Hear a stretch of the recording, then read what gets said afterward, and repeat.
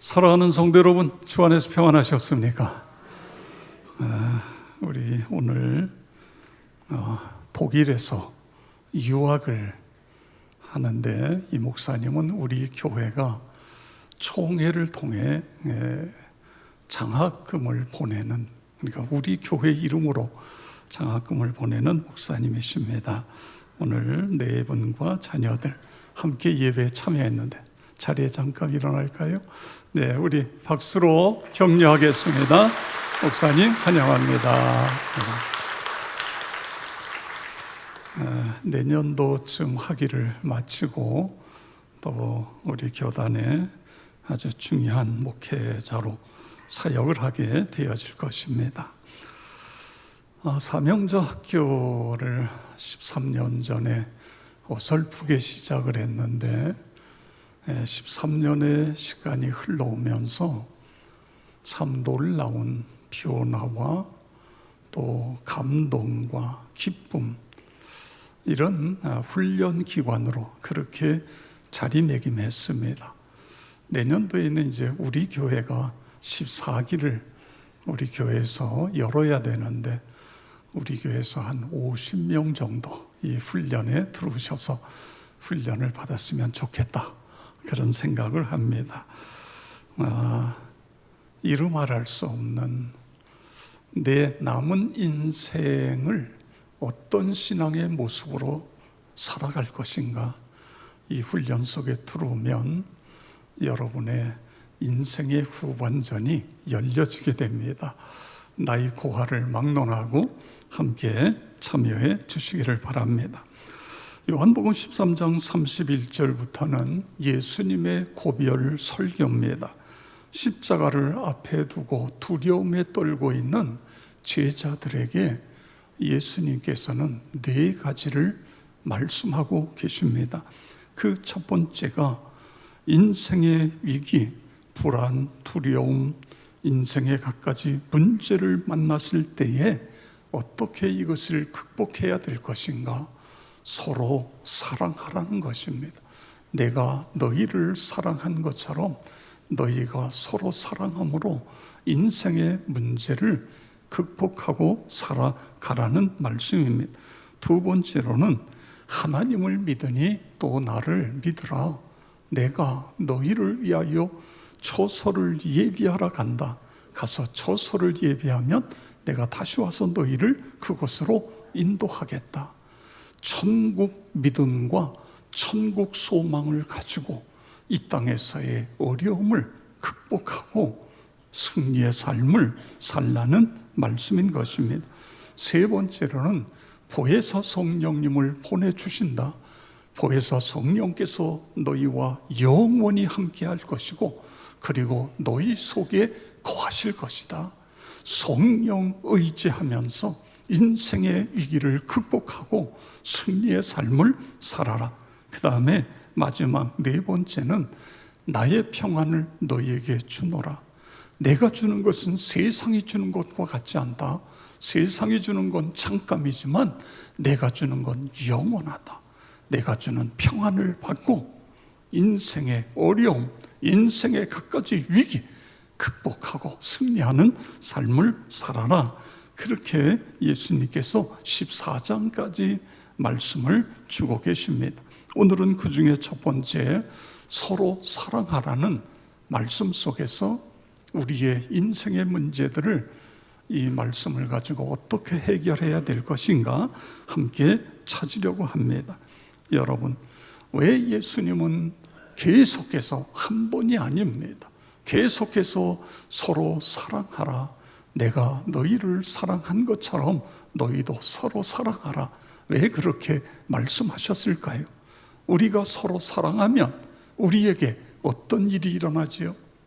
여러분의 경험 속에는 서로 사랑할 때에 어떤 일이 일어났습니까? 서로 사랑하게 되면 담대해집니다. 그리고 행복해지는 거예요. 믿으시기 바랍니다. 사랑하면 사랑하는 사람도 행복하고 사랑을 받는 사람도 행복해지는 것입니다. 우리말에 사랑에 빠진다, 사랑에 눈이 멀다, 이런 말이 있습니다.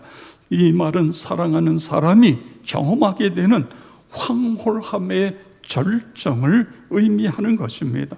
사랑하게 되면 뇌 하수체에서 옥시토신이라고 하는 호르몬이 나옵니다. 이 호르몬은 사람들을 행복하게 해 줍니다. 그뿐만 아니라 엄청난 치유와 치료의 효과의 호르몬. 그래서 이 호르몬을 만병통치 호르몬 이렇게 표현하기도 합니다. 옥시토신의 단어가 생각나지 않으면 그냥 사랑의 호르몬 그렇게 표현하면 됩니다. 왜냐하면 사랑할 때 나오는 그런 호르몬이기 때문에 그런 것입니다. 이것이 사랑의 힘입니다.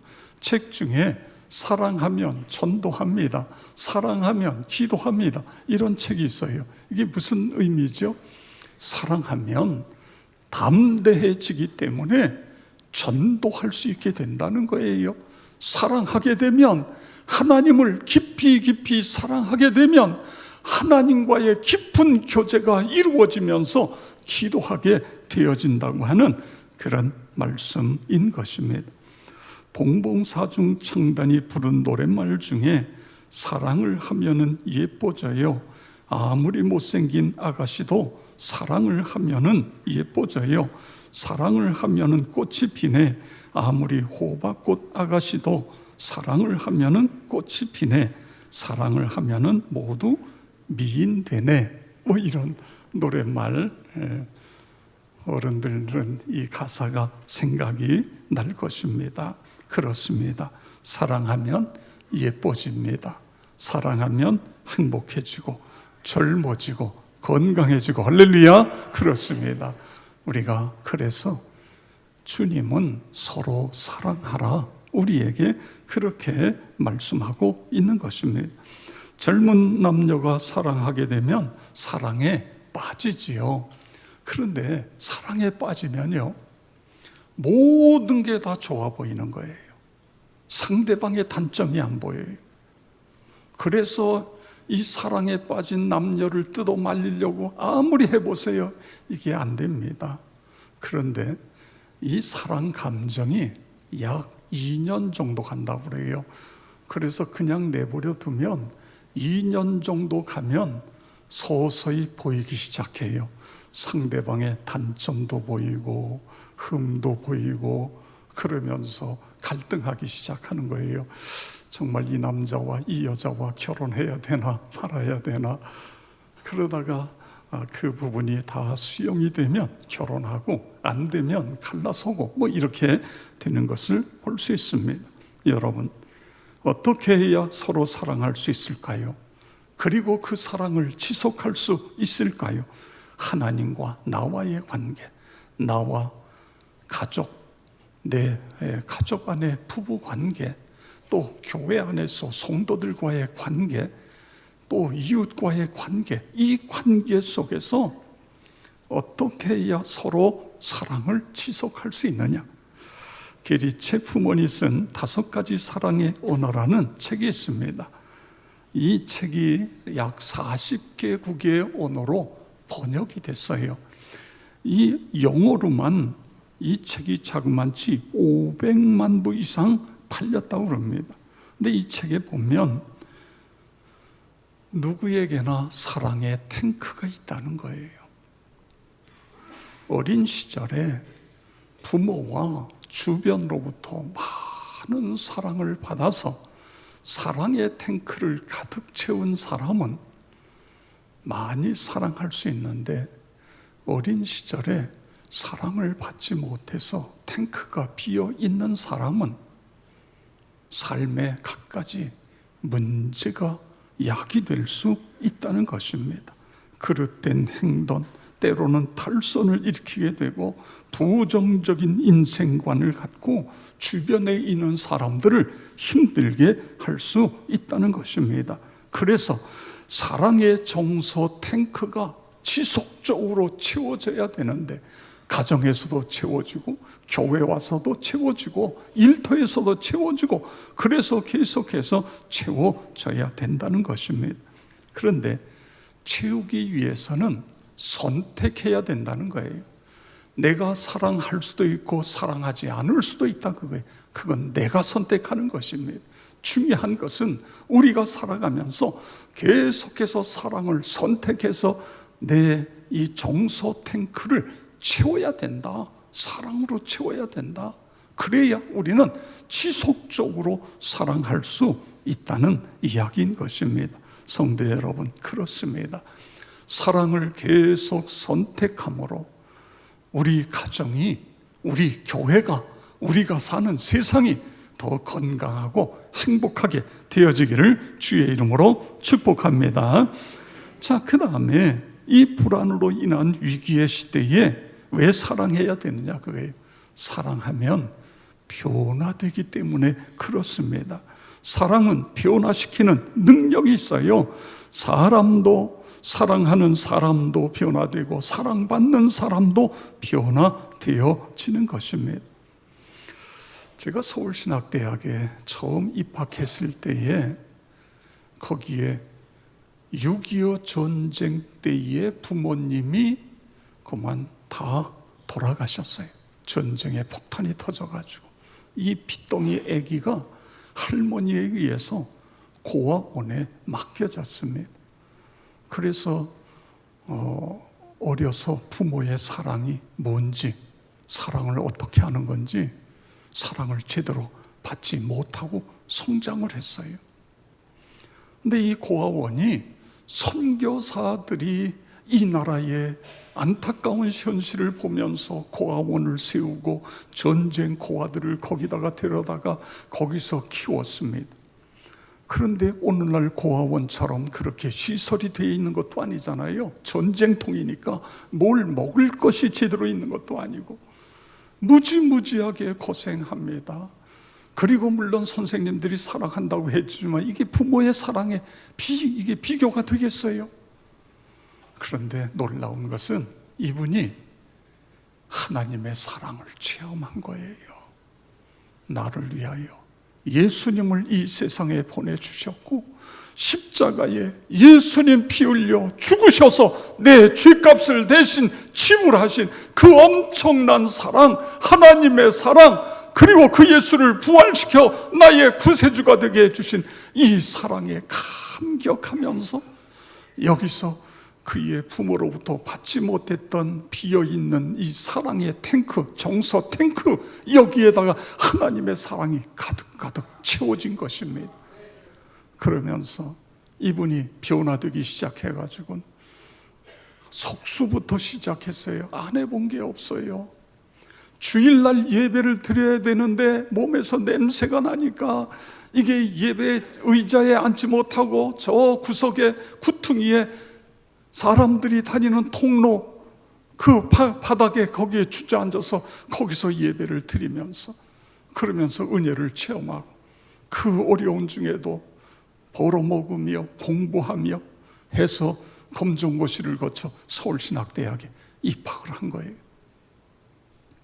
그런데요, 그렇게 하나님의 사랑으로 채워지니까 결혼해서 남매 잘 키웠고요. 우리 동기들 중에 목회를 가장 은혜로운 목회를 한 그런 목사님이 되었어요. 내가 사랑을 받아보지 못했는데 그런데 하나님의 사랑을 받으니까 그 일이 가능해진 것입니다. 미국의 16대 대통령 남북전쟁에서 승리하고 노예를 해방시킨 에이브라함 링컨에 대한 이야기입니다. 고생 이분도 엄마가 일찍 세상을 떠났잖아요. 병으로 고생해서 변호사가 됐어요. 그런데 에드윈 스탠턴이라는 사람이 틈만 나면 링컨을 못살게 굴고 모욕합니다. 저런 애송이 변호사와 무슨 일을 같이 하겠나. 그리고 링컨이 나중에 대통령에 출마하니까 깡마르고 무식한 링컨이 대통령이 되는 건 미국의 국가적인 재난이다 이랬어요. 그런데요, 1861년 3월에 링컨이 미국의 16대 대통령이 된 거예요. 대통령이 됐는데 그 링컨이 대통령이 되기 위한 참모들이 있었잖아요. 선거 운동원들 이 사람들이 링컨에게 극구 말립니다. 안 됩니다. 절대로 안 됩니다. 그 일은 안 됩니다. 그런데도 링컨이 그 일을 결정을 해서 시행을 합니다. 그게 뭐냐 하면 그렇게 모욕하고 괴롭혔던 스탠턴, 그를 국무장관으로 임명을 해버린 거예요. 그러니까 기자들이 몰려와서, 아니 대통령, 당신을 그렇게 모욕하고 싫어하고, 그리고 당신도 그 사람이 거북할 텐데 왜 그 사람을 국무장관으로 임명했습니까? 이런 질문을 합니다. 그랬더니 링컨이 이 난국을 해결할 소신 있고 추진력 있는 사람은 스탠턴 뿐입니다. 그래서 그를 임명한 것입니다. 결국 그거 나중에 남북 전쟁을 승리로 이끄는 그런 역할을 다 감당하잖아요. 고린도전서 13장 4절 5절 우리 다 같이 함께 읽겠습니다. 사랑은 오래 참고, 사랑은 온유하며 시기하지 아니하며, 사랑은 자랑하지 아니하며 교만하지 아니하며 무리 행하지 아니하며 자기의 유익을 구하지 아니하며 성내지 아니하며 악한 것을 생각하지 아니하며. 아멘. 무슨 이야기죠? 사랑은 변화시킨다는 것입니다. 링컨의 사랑이 스탠턴을 변화시켰어요. 그가 국무장관이 되어 자신의 역량을 최대한 발휘함으로 국가의 위기를 극복하고 승리했습니다. 그리고 1865년 4월 링컨이 암살을 당했을 때에 스탠턴이 가장 크게 슬퍼하면서 그 시신 앞에서 이런 말을 합니다. 링컨의 사랑은 사람을 변화시키는 힘이 있다. 그는 이 시대의 위대한 창조자였다. 성도 여러분, 왜 예수님께서 서로 사랑하라고 말씀하시지요? 사랑은 변화시키는 힘이 있기 때문에 그래요. 사랑이 사람을 움직이기 때문에 그런 것입니다. 서로 사랑함으로 우리의, 나와 여러분의 가정이 더 행복한 가정 되고 더 아름다운 세상을 만드는 그런 여러분 다 되어지기를 축복합니다. 그 다음에 이 불안으로 인한 위기의 시대에 왜 사랑해야죠? 사랑하면 하나가 되기 때문에 그렇습니다. 흔히들 부부가 오래 살다 보면 서로 닮는다고 말해요. 식성도 닮고 말하는 것도 닮고 표정도 닮고 심지어는 얼굴도 닮아갑니다. 그런데 여러분, 모든 부부가 다 닮나요? 아니잖아요. 그럼 어떤 부부가 닮지요? 서로 사랑하는 부부가 서로 마주보고 서로 위로해주고 서로 축복해주고 그런 부부가 닮는 것입니다. 사랑하니까 하나가 되기 때문에 그래요. 마음도 하나가 되고 모습도 하나가 되는 거예요. 저는 종종 교회 목사님들 또 장로님들에게 이런 말을 듣습니다. 역촌교회 신자들은 목사님 닮아서 인격적이고 순수하고 멋있고 행복해 보입니다. 이런 이야기예요. 네, 여러분 동의가 되십니까? 네, 그 이야기를 들을 때마다 하나님께 감사하고 여러분에게 감사합니다. 여러분이 믿음의 삶을 생활 속에서 실천하기 때문에 빛이 되고 소금이 되기 때문에 그래서 제가 이런 이야기를 들을 수 있는 것 아닙니까? 얼마나 감사해요. 오늘 강요한 목사님이 이제 담임 목사로 가게 됐는데 우리 교단에서는 그렇게 소문이 나 있어요. 욕촌교회 가면 잘 훈련 받는다. 그래서 부목사 중에 담임 목사 감은 욕촌교회에 있다.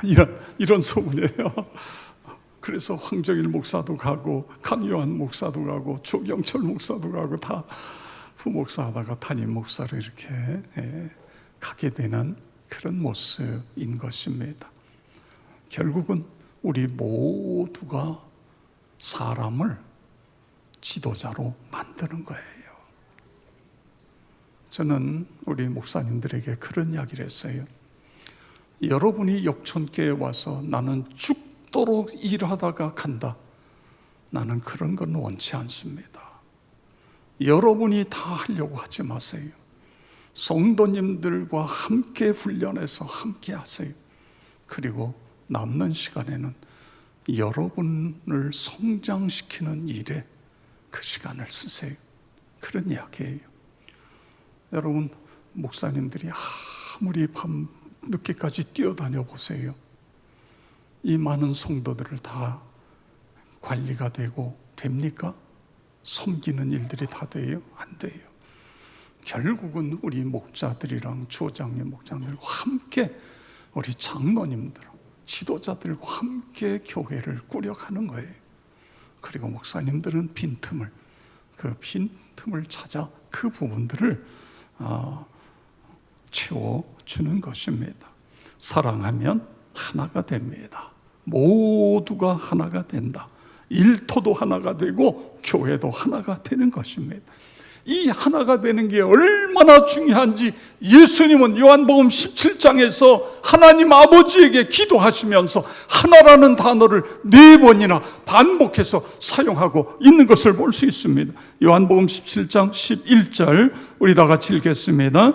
나는 세상에 더 있지 아니하오나 그들은 세상에 있사옵고 나는 아버지께로 가옵나니 거룩하신 아버지여 내게 주신 아버지의 이름으로 그들을 보존하사 우리와 같이 그들도 하나가 되게 하옵소서. 아멘. 성부, 성자, 성령 삼위일체 하나님이 하나가 된 것처럼 이 땅에 있는 모든 성도들도, 이 땅에 있는 모든 교회가 하나가 되게 해 주옵소서. 이것이 예수님의 십자가 앞에 마지막 기도의 내용인 것을 볼 수 있습니다. 여러분, 하나가 되어야 우리가 담대하게 복음을 전할 수 있는 것입니다. 하나가 되어야 그 하나된 막강한 힘을 가지고 사탄을 물리치고 승리할 수 있는 거예요. 여러분이 모래자루, 큰 자루, 하여간 내가 밀 수 있는 큰 자루를 가지고 10m 위에 올라가서 모래자루를 열어서 그거를 땅 밑에다가 쏟아보세요. 아무 일도 일어나지 않아요.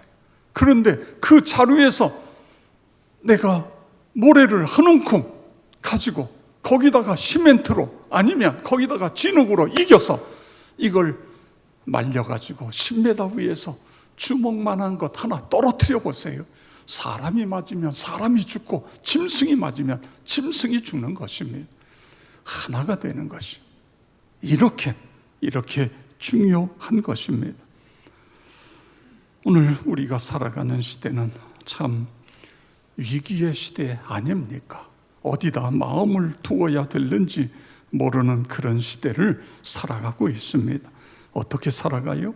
예수님 우리에게 뭐라고 말씀하셨어요? 서로 사랑하라. 그런데 서로 사랑하는 것 누가 몰라요? 그런데 서로 사랑이 안 되는 걸 이걸 어떻게 하냐 그거예요. 그리고 사랑이라는 게요, 이 감정이 죽을 때까지 계속 가야 되는데 그렇지 않다는 데 문제가 있어요. 여러분 계시록에 보면 소아시아 7교회가 나와요. 그 중에 에베소 교회가 나옵니다. 에베소 교회는 거의 완벽했어요. 그런데 부활하신 예수님이 내가 너에게 책망할 것이 한 가지가 있다. 그게 뭐예요? 첫사랑을 잃어버렸다. 첫사랑을 잃어버렸다는 게 뭐예요? 첫사랑이 식어버렸다. 그 이야기 아닙니까? 그렇습니다. 사랑이 식어질 수 있어요. 그래서 예수님께서 우리에게 주신 말씀은 그냥 서로 사랑하나가 아니라 내가 너희를 사랑한 것처럼 너희도 서로 사랑하라, 그런 말씀인 것입니다. 내가 너희를 사랑해서 십자가에 피 흘려 내 생명을 준 것처럼 이 엄청난 사랑을 내가 받아 내 이 사랑의 탱크에다가 가득 채우고, 그리고 그 사랑으로 가정에서, 일터에서, 그리고 이웃 간의 교회 안에서 서로 사랑하라고 하는 그런 말씀인 것입니다. 여러분, 그렇습니다. 주님의 은혜가 아니면 우리가 사랑할 수 없습니다.